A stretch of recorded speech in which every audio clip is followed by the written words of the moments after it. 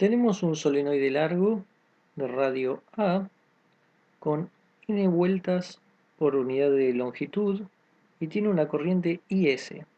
Coaxial al solenoide tenemos un anillo de radio B, B mucho más grande que A y tiene resistencia R. Cuando bajemos la corriente IS gradualmente, cambiamos el campo magnético que éste genera y por lo tanto se induce una corriente IR en el anillo. Lo primero que vamos a hacer es calcular la corriente IR en términos de la IS. Utilizaremos ley de Faraday, E, la fuerza electromotriz, igual a menos de phi de t. Con el menos, esto es Faraday, es el flujo, en este caso, que es igual a pi a cuadrado b. Pi a cuadrado donde tenemos el campo magnético y b es el campo magnético del solenoide infinito. Acá esto es un solenoide largo, así que estamos aproximando. Es mu0 n y s. Por otro lado, vía ley de Ohm macroscópica, tenemos que E es igual a IR por R, la resistencia del anillo. Ahora podemos igualar las dos cosas, porque tenemos, por un lado, phi es pi a cuadrado mu0 n y s.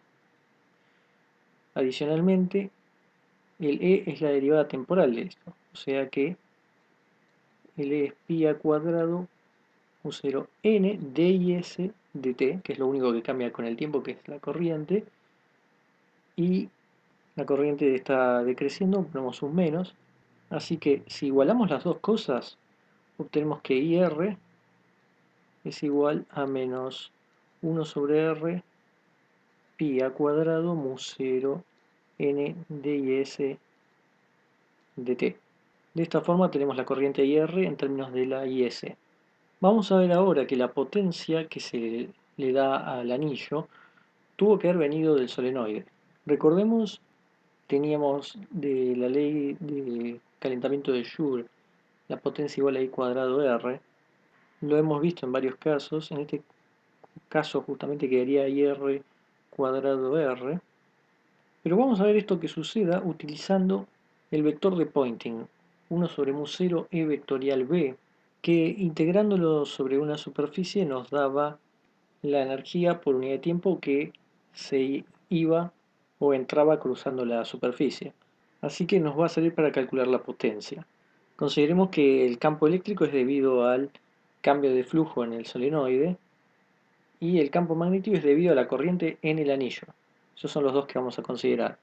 Así que por un lado, por ley de Faraday, podemos obtener el campo eléctrico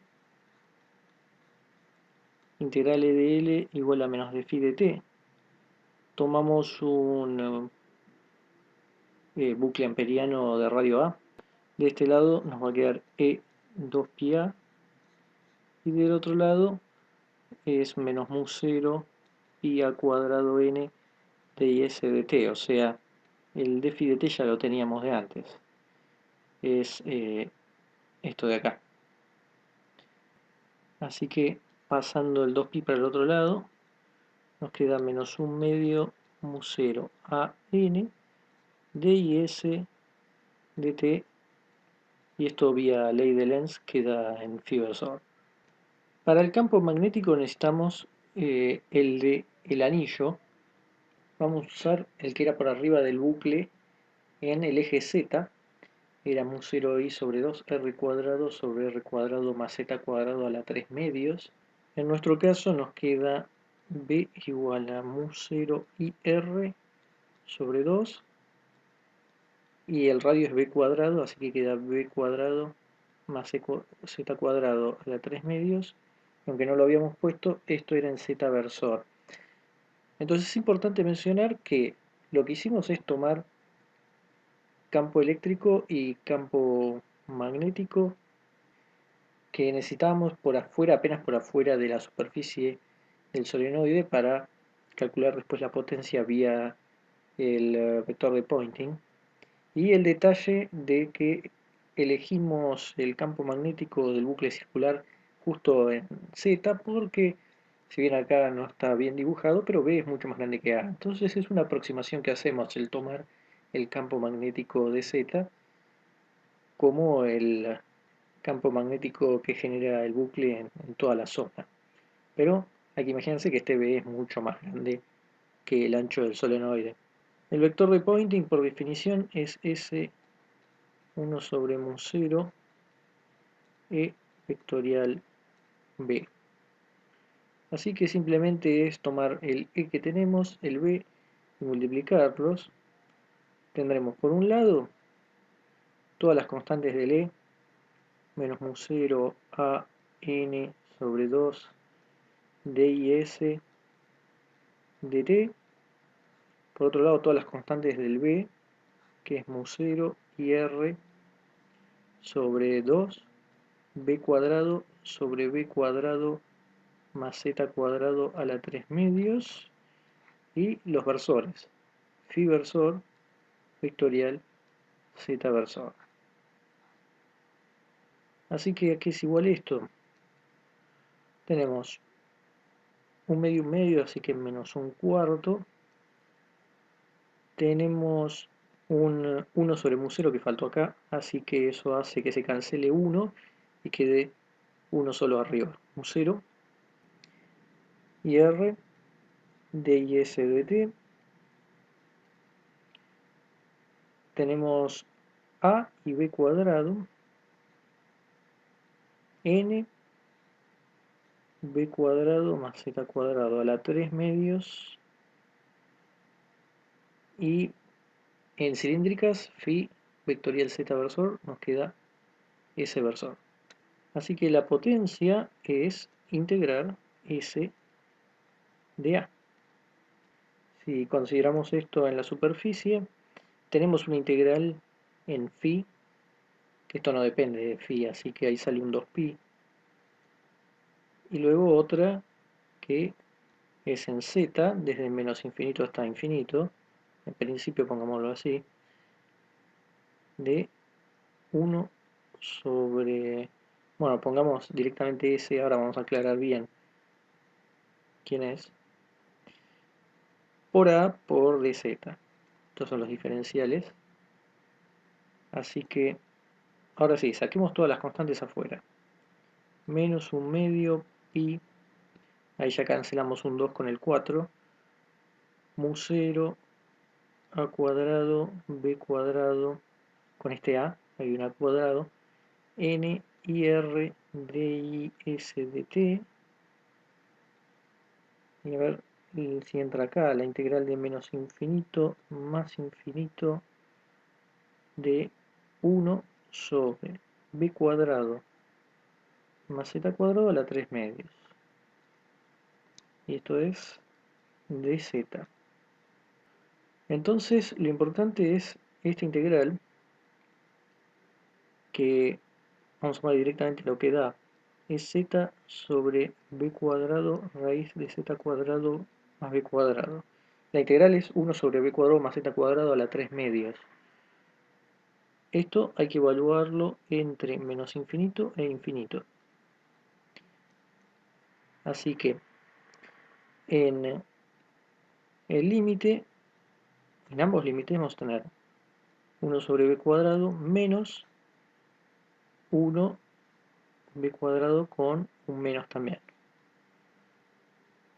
Eso se ve porque en el límite positivo esto va de orden 1, o sea, acá queda como z y con este z se cancela y queda 1 sobre b cuadrado, mientras que con el menos infinito este sigue quedando positivo, pero este queda negativo, así que va como menos 1 sobre b cuadrado. Una forma de ver eso es sacando z cuadrado, raíz de z cuadrado factor común, ¿no? Sale un z que se cancela y acá queda un b cuadrado sobre z cuadrado, que eso se va a 0, y de esa forma tendremos los límites. Habrá que poner un módulo de z cuando cancelemos el raíz de z cuadrado para no tener problemas con el signo, y ahí sí, el que decide el signo termina siendo el de arriba. Así que esto es igual a 2b cuadrado. Finalmente, eso es solo para la integral. Hay que juntar todo para ver quién es p. Era menos un medio pi, todo esto de acá afuera, mu 0 a cuadrado b cuadrado n i r d i s dt, y ahora tenemos un 2b cuadrado. Podemos cancelar el 2 con el 2, un b cuadrado con un b cuadrado, y tenemos pi menos mu 0 a cuadrado n i r d i s dt y r. Y observemos que todo esto, pi mu 0 al cuadrado n i r d i s dt, acá puse un ir de más, vamos a ponerle afuera, eso es igual a la fuerza electromotriz que teníamos, menos pi al cuadrado mu 0 n ds dt con el menos, y que eso a su vez era igual a ir por r de la resistencia, es decir, que todo esto es ir r, con este ir tenemos al cuadrado. Esto nos muestra que lo que hemos dicho como la potencia en el anillo viene justamente del solenoide, porque calculamos el flujo de energía por unidad de tiempo en la superficie del solenoide y terminó siendo exactamente lo mismo que tenemos para el anillo. Eso era lo que esperábamos.